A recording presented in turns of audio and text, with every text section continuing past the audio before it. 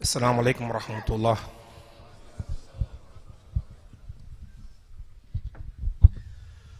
الله أكبر الله أكبر الله أكبر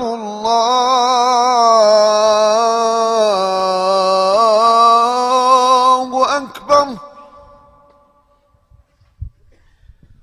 أشهد أن لا إله إلا الله.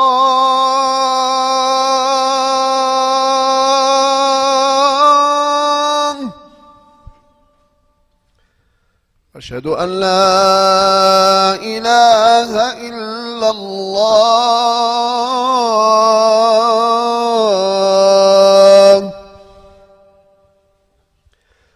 أشهد أن محمدًا رسول الله.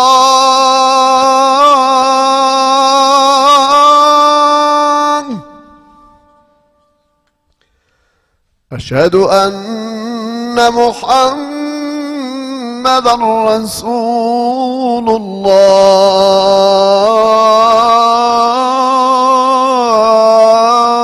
الله. حي على الصلاة. حي على الصلاة.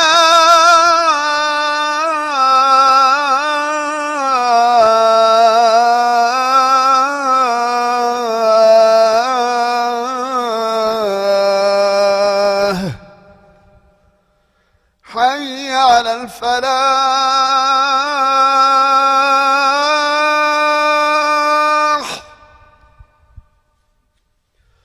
حي على الفلاح.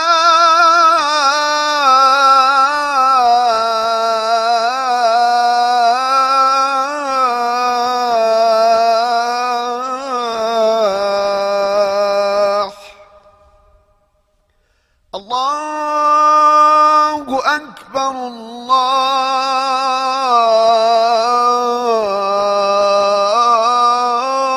الله أكبر. لا إله إلا الله.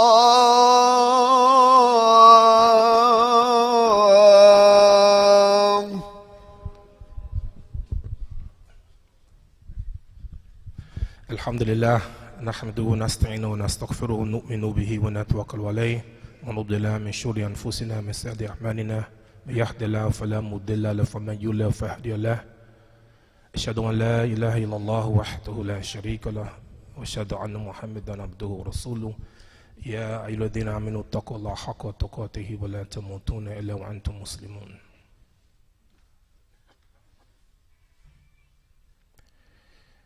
Brothers and sisters, we praise Allah the Almighty.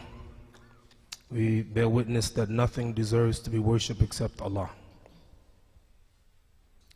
And we bear witness that Muhammad Sallallahu Alaihi Wasallam is Allah's slave and his last prophet. Whomever Allah guides is guided aright, and whomever Allah leaves to be erred, no one can guide them but Allah subhanahu wa ta'ala. وَمَا كَانَ لِنَفْسٍ أَن تُؤْمِنَ إِلَّا بِإِذْنِ اللَّهِ. No one can believe except by the permission of Allah. We seek refuge with Allah from the weakness of ourselves. We ask Allah to bless His Messenger Muhammad Sallallahu Alaihi Wasallam and bless his family and his companions. Ameen. يقول الله عز وجل في القرآن الكريم: أعوذ بالله من الشيطان الرجيم فلا تخشوا الناس فاخشوني.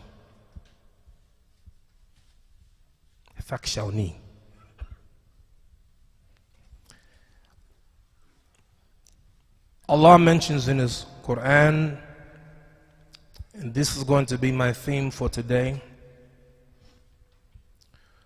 do not fear people. Do not be afraid of mankind. Don't be scared. Fear me, Allah. I want to do two things today. Number one is suggest how we should be feeling now. Our attitude, our faith. And number two, what is our response? How we feel, our faith. Number two, what is our response? The last time I stood on this minbar, they had just had the incident in Paris. And I told you that I had three concerns. Number one, anytime any innocent person is killed, whatever their religion is, whatever their ethnicity, whatever their color, whatever their nationality, we are against it. We're against innocent people being murdered by whomever. Number two, I told you I was concerned about what they call the backlash. Anytime people believe that Muslims are doing something horrible and they blame it on Muslims, then you can expect a backlash. And that backlash has happened. I'm going to talk about that. And number three, I said that I'm concerned about the da'wah. That whenever people believe that Muslims are so horrible and Muslims do these horrible things, it will affect our da'wah. This was my concern. The next week after Paris, I gave khutbah here. 3 people took shahada. You don't know. You think one thing, Allah shows you something different. You think that what happened in Paris, what happened in California, people would not become Muslim. People become Muslim every day. So today I want to talk about what I believe should be our spirit, our attitude, our faith. And number two, what we're going to do about it. First, let me give you some of the backlash. We have a Muslim congressman named Andrew Carson. He got death threats. Why? Did he do anything? No. He's a Muslim. Did you know 2 weeks ago, New York City had our first Muslim judge, Carolyn Walker, a Muslim judge who swore on the Quran, and people got upset with her. She has the audacity to swear on the Quran. She's a Muslim. She received threats. Astoria, Queens, Muslim working in a store, beaten up, savage, and a man saying, "I'm going to kill Muslims." What'd he do? He did nothing. All over America, Muslims were being attacked. A masjid firebombed in California. Why? What'd they do? Nothing. Just Muslims. And you see all over. And if you talk to the Muslim youth, you may be brave, but you speak to the Muslim youth, they are afraid. Some Muslim alim, so-called alim, some Muslim leader told the women, the Muslim women, to take off your hijab and put on hats. This is his response because he's nervous, he's afraid. My message today, wala takshuun nas. Don't you ever be afraid of nobody except Allah. It is illogical to fear someone more than Allah. Why? وَلَكِنَّ اللَّهَ يَفْعَلُ مَا يُرِيدُ. Allah does what He pleases. Nothing can happen to you or me except by the permission of Allah. In Belgium, I think the 21st of November, in the capital, Brussels, the government was so afraid that something is going to happen, they closed the entire city down for 5 days. No trains, no schools, businesses closed down because they're nervous and jittery. And all over the world, in America, in the West, all over the world, people are scared. The day after the horrible events in Paris, I was watching CNN, and there were thousands of people at a memorial, and a rumor went out that something was about to happen, and you could look into their faces and you see the horror in their faces as they were running away because of the horror of the moment. Everybody's nervous, everybody is afraid. Muslims with green cards are afraid they're going to come take my green card away from me. Afraid of their lives, afraid of their business, afraid. Now is the time for those who are afraid to run away if you don't have faith. Why is it illogical to fear other than Allah? What can they do to you? They can kill me. وَمَا كَانَ لِنَفْسٍ أَن تَمُوتَ إِلَّا بِإِذْنِ اللَّهِ. No one can die except by the permission of Allah. If it's the qadr of Allah, okay. You're going to die anyway. كُلُّ نَفْسٍ ذَائِقَةُ الْمَوْتِ. You're going to die. It's not that you're not going to die, you're going to die. And you're going to die whenever Allah wrote that you're going to die. Why not die for Allah? Since you're going to die, you will die. Everybody's going to die, so why not die for Allah? You see, people are afraid when they have no faith. The less faith you have, the more scared you are. And when you have faith, you're not afraid. Let me show you something. I love all the prophets, Allah knows that. But there's one prophet, oh man, I love him. Of course, the prophet Muhammad, of course. But Prophet Dawood, alayhi salatu wassalam.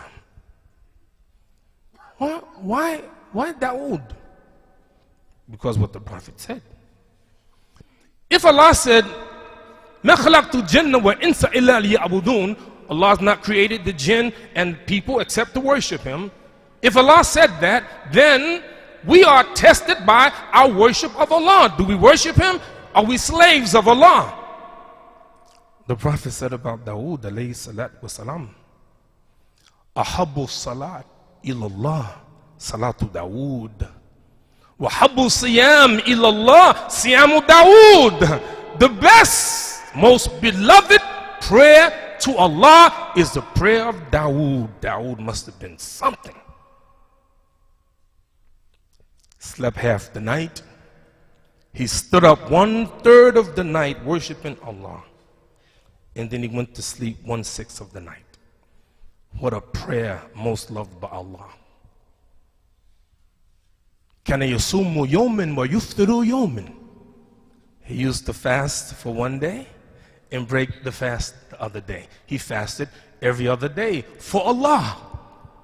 So he's a religious man. He's a pious man, right? Prophet Dawood, who wouldn't want to be like that? A religious man who Allah revealed the Psalms of Dawood as Zabur to Dawood. He had a book. The Prophet, peace and blessing be upon him, said that Dawood never ate from food except what he earned from his own hands.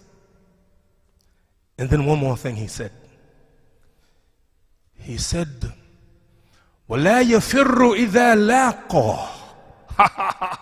Oh, this righteous man, he said he never ran away from the battlefield. So he's a fighter. Not only is he a religious man, he recites his book. Yes, he makes salat at night. Yes, he fasts every other day. Yes. But not only that, he was a warrior. When I was living on St. Mark's Avenue between Ralph and Howard, I went to a church called Mount Zion Baptist Church on Ralph Avenue, still there today, Reverend Foy. I used to go to that church, Baptist church, before I became Muslim. I used to teach the Sunday school. Wallahi, today, after all those years, I still remember. We used to be given little cards about lessons from the Bible. And the lesson I never forgot was the lesson of David. And David slew Goliath. كما يقول الله عز وجل قتل داود جالوت. And David slayed Goliath. And they said that Goliath was a big giant. And David was a little boy. And David slew Goliath. Dawood, he slew Goliath. It's in the Quran. It's in the Bible. Dawood wasn't no punk. قال رسول الله صلى الله عليه وسلم لا تجدوني بخيلا. You will not find me a miser. I am not a miser. Jabir said, ما سئل رسول الله صلى الله عليه وسلم شيء قط فقال لا. The Prophet was never asked something except he gave. Bakhilin, he's not a bakhilin. ولا كذوب, and he's not a liar. Our Prophet is not a liar. So whatever he says is truthful. He is truthful. He's honest. لا كذوب ولا جبان. And you will not find me a coward. Abu Hurairah said, one day on the outskirts of Medina, they heard a loud noise. Everybody was scared. So the men got together and they got their horses and they saddled up their horses and they got their weapons, looking for the best weapons, and they're going to where the sound is because they want to know what sound was that. And when they went, they saw the Prophet ﷺ coming back on a horse that was unsaddled and his sword around his neck. And he said, don't be afraid, don't be afraid. While they were going, trying to find weapons and saddling up their horses, the Prophet went and took care of that because he's not a coward. So my message to you today, do not be afraid. Wallahi, we are afraid of no one but Allah. We're not afraid of armies. We're not afraid of the CIA, the FBI, the Mossad, and all of that. We don't get nervous. We don't get nervous when men talk to us. They are human beings, just like us. We're not afraid. We're Muslims. We fear nobody but Allah. You're not going to have us shaken. You're not going to have us afraid. You're not going to have us afraid to come to the masjid. You're not have us afraid to wear kufi if you want to wear kufi, or jilbab, or hijab. If you want to wear hijab, you wear your hijab. Well, we ain't going to give you no job if you don't take off that silly scarf on your head. Allah is Ar-Razaq. Allah is the one who gives risk and he takes it away. Trump could be a billionaire today. Wallahi, Allah can take it away tomorrow if he likes. Sometimes Allah makes a person even more arrogant so Allah can punish them more. Trump is the most arrogant man that I've ever seen in my life. Jabber, he texts me. He always liked to text me about what I should give the khutbah on. He said, Imam, you should give a khutbah saying that,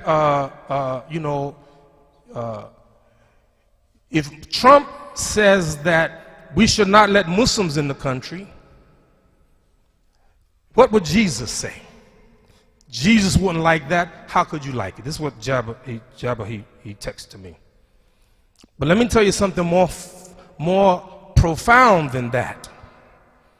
The thing that's interesting and more profound than that is that if Trump said we will not allow Muslims to come into the country, he is saying we will not let Jesus come into the country. We would not let Moses come into the country. We would not let David come into the country because they're all Muslims. You're so foolish. So let takshaw nas wakshawni. Fear is a tool. People use fear to control you. Or American people are so scared, do whatever you want to do. Did you know that in Iowa, 1/3 of the Republicans said that they should make Islam illegal in America? Are you kidding me? 59% of the Republicans agree with Donald Trump. We should let Muslims come into the country. How you feel? If you're Muslim, you're okay. Because you're a servant of Allah. And whatever the will of Allah is, it is. Faith. Iman. La ilaha illallah.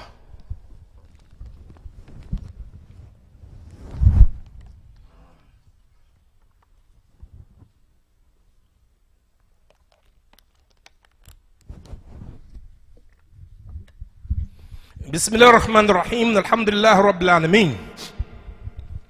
Sisters, for those of you who are contemplating taking off your hijab, let me tell you something interesting. Did you know that there's a woman, a black woman, professor at Wesleyan College in Chicago, a Christian college, who is wearing hijab? She ain't a Muslim. Why are you wearing hijab? She said, I'm going to wear hijab until Christmas in solidarity for our Muslim women who go through all of these trials. And not only did she wear hijab, not only is she wearing hijab, by the way, she got suspended from her college. And the college said that we suspended her not because she wore the hijab, but because she had the audacity to say that the gods of the Christians and the God of the Christian and the God of the Muslims is one. And they said, no, they're not. You're suspended. So not only is she wearing hijab, she said, I go to the airports and I'm wearing my hijab and I want to see how they treat me. But not only is she wearing hijab, her students, Christian women, are wearing hijab in solidarity with Muslim women. Not only that, all over America, Christian women are wearing hijab in respect and honor and solidarity of Muslim women. How can you take off your hijab when non-Muslim women are putting on hijab? It's a matter of your faith. You see, our faith is based on what the Prophet said, alayhi salatu wasalam. When Jibril said, Ya Muhammad, fa'akhbirni an al-iman. What is iman? And tu'mina billah والملائكة وكتبه ورسله واليوم الآخر وأن تؤمن بالقدر خيره وشره. Not only do you believe in Allah, yes, you believe in angels, do you? You're surrounded by angels. Angels help us. You believe in the prophets. You believe in the books that they brought. You believe in the hereafter. Do you believe in the hereafter? Then if you are slain in the way of Allah, you go to Jannah. And then to believe in the qadr of Allah, the good of it or the bad of it. Oh, I lost my job because I wore the hijab. I lost my job because I wanted Jummah prayer off. Don't worry, Allah give you something better than that stinking job. Allah give you something better than that. Put your faith in Him. Fear Allah, don't fear man. These people are afraid of man. We're not afraid of men. They do things, they buckle up because of the fear of man. Oh, well, my business ain't gonna do well. Your business will do fine. I'm so proud of my Muslim brothers, and I want to say exactly on Church and Utica Avenue, when you get a chance, go there one day, and it's a Muslim grocery store. I love them. Allah bless them. They took out all the alcohol. No more pork and no more alcohol. Boy, that takes strength to depend upon Allah. Because you make money selling alcohol. You make money selling beer. Yes, you make money. You make money selling pork. It's what the people eat. But if you stand up as a Muslim, Allah will bless you. He will bless you in this life and the hereafter. And He will bless your rizq. He will bless your substance. Inna Allah ta'ala ta'ibun la yaqbalu illa ta'iba. Allah is good and only accept that which is good. You don't want your income tainted. So now, fear Allah and fear none but Allah. Because if you're afraid of them, let me tell you what they will do. People tell me all the time, Ali will tell you, I didn't hit him today. Ali will tell you, brothers go to prison. The feds, they come to him. You know Imam Siraj? Yeah, we know Imam Siraj. Yeah, what can you tell us? Alhamdulillah, he's a good Muslim. No, I mean, what can you tell us? He's a Muslim leader. No, you know what I mean. What can you tell us about Imam Siraj and Ali Abdul Karim?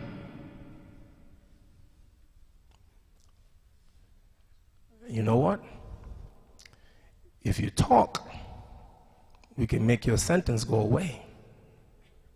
Give us something. Make up something. And Allah's my witness, Allah's blessed us all these years. They can't say anything because we're not doing anything. You know, there's a book, I think it's called Mafia Islam or Mafia Muslim, something like that. You know what this man said about me, about your Imam? He said, Imam Siraj Wahaj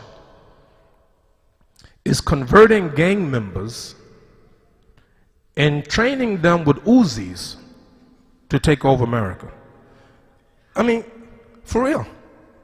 I mean, are you kidding me? I'm training gang members with Uzis to take over America. You see, you got to watch the language of these people. You know, the new language has been radicalized. So they're very suspicious of the husband and wife in California. They've been radicalized. What they do? They went to Hajj. So now, that's the new one now. So any Muslim that goes for Hajj is suspect. They went to the firing range. Are you kidding me? Now the Muslim can't go to a firing range? Everybody go to firing range. I'm probably the only one that haven't been to a firing range. He's been trying to get me for a long time. But, you know, don't be, we can't go to firing range because they're looking at us. And so not only can you not go to a firing range, you can't even go paintballing. Ask him, You don't know what paintballing is, do you? Sheikh Hassan don't know what paintballing is. He's looking at me like I'm crazy. He don't know what paintballing is. Most of you don't know what paintballing is. It's a game that people play, kids play. They go to a place and they shoot a toy gun with balloons and color. It's a game. They're training for jihad. Serious. That's the way it is. Do you know that our nation is very suspicious? I'll be honest with you. The American people are suspicious of their own government. This government is based upon suspicion and not based upon trust. You don't believe me? This is why our government is divided into three. The executive, the President of the United States of America. The judicial, the Supreme Court. And the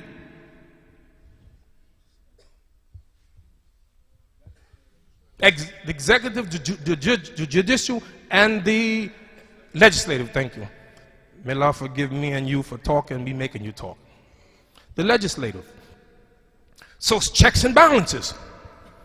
Well, we voted for you, President Obama, but we don't really trust you. So the Congress tie up his hands. Can't do nothing. Well, the president have a right to, he can appoint the judge of the Supreme Court. He can, with the approval of the Senate. Well, we make the law. But the Supreme Court, now the Supreme Court gotta see if it's constitutional. It's checks and balances. That's the way it is. That's the way the government is. You're not the only people that weren't trusted. They don't trust Muslims now, but you have to study history. It's not just you. If you go back to 1940, there was a group in this country called Jehovah's Witnesses. A, they were white. B, they were Americans. They were not foreigners. And they were Christians. And the American people fought against them and firebombed their Kingdom Hall. Beat them up all across America. Why? They're white, they're Christians, and they're Americans. Why they do it to them? Because they had the audacity that when they saluted the flag of the United States of America, they refused to stand up. Went to the Supreme Court in 1940, and the Supreme Court upheld that you can put them out of school if they refuse to salute the American flag. During World War I, they were, you want to talk about, discrimination and hatred? 3 years later, study your history, the Supreme Court overturned the last decision and said that it's illegal. You can't put them out of school. They have a right not to salute the American flag. Study the history. History against black people, against Jews, against Italians, against, everybody. That's the way they do it. So this is temporary. It is temporary. Don't get scared. Don't get nervous. So brothers and sisters, again, may Allah subhanahu wa ta'ala bless you and bless your families, all of you. May Allah subhanahu wa ta'ala give us courage and strength. Courage to carry out His will. Now, I know I'm giving the supplication, but the second thing I have to say before I go takes 2 minutes. 2 minutes. 3 minutes. What are we going to do? What are we going to do? Quickly. I'm going to give you a 1-minute Arabic grammar lesson. A 1-minute Arabic grammar lesson. In Arabic, there are two voices of the verb. Verb is a word of action. One is called the active voice, ma'loom, known. The subject is known. One is called majhul, passive, unknown. So if you say, kataba Abdullah kitaban, Abdullah, he wrote a book. The subject, Abdullah. What did he write? A book. Active. Passive. Khutbah kitabun. Khutbah kitabun. What does it mean? A book was written. Who wrote the book? We don't know. Years ago, we had a demonstration in Long Island. There was a Muslim, African-American young man. Somebody said something, some racist remarked about him. We had a demonstration and we were marching. And usually when you have demonstrations, you have what you call a slogan. So we were saying, racism must end, racism must end, racism must end. One of the imams, Imam Talib, stopped us. He said, don't you ever say racism must end. Say, we must end racism. We got to do it. We got to change stuff around. Martin Luther King Jr. said it this way, and I close with this. He says, every one of you is either a thermometer or thermostat. You have to make a determination whether you are a thermometer or thermostat. What's the difference? A thermometer tells you the temperature. How hot is it outside? It's 60 degrees. How hot is it? It's 0 degrees. What's the temperature? It's 10 degrees. So the thermometer, the thermometer, all it does is register whatever is. But a thermostat is different. In a thermostat, if it's 60 degrees, if you don't like it, you can make it 70 degrees. If it's 0 degrees, you can make it whatever you want to be. That's a thermostat. Muslims must be thermostats and not thermometers. So you're a thermometer, you just complaining, look what you do, you just do it, you do it, you do it. Shut up. Shut up. What you gonna do about it? Be a thermostat. By Allah's permission, men and women make things happen. We can make it happen. But now we must go on the offensive in the good way. Massive da'wah. Massive da'wah. Teach these people Islam. Allah has given us the environment now to teach them. Now is not the time to go hiding. No, now is the time to come out. Defend yourself. Defend your faith. Get on out there. Don't be afraid. When you go out there and don't be afraid, you see Allah subhanahu wa ta'ala will bring so many hearts to Islam and they will get off of your back. When I was 12 years old, my brother was 13 years old. We living on St. Mark's Avenue. Me and my brother, they used to bully us. But my mother always told us, son, fight back. So that day, the people in the neighborhood, they came to bully us. And I'll never forget, I'll take you to the place right now on St. Mark's Avenue in the schoolyard. Me and my brother put our backs against the wall. And we said, come on. And they came and we fought them. I don't remember the outcome, but I know this, they never bothered us again. Because we fought back. Fight back. And you fight back, Allah will bless you. سبحانك اللهم وبحمدك أشهد أن لا إله إلا أنت أستغفر الله وأتوب إليك ربنا تقبل منا إنك أنت السميع العليم ربنا لا تؤاخذنا إن نسينا أطعنا ربنا ولا تحمل علينا إصرا كما حملته الذين من قبلنا ربنا لا تحملنا ما لا طاقة لنا به واغفر عنا واغفر لنا وارحمنا وأنت مولانا فانصرنا على القوم الكافرين والحمد لله رب العالمين.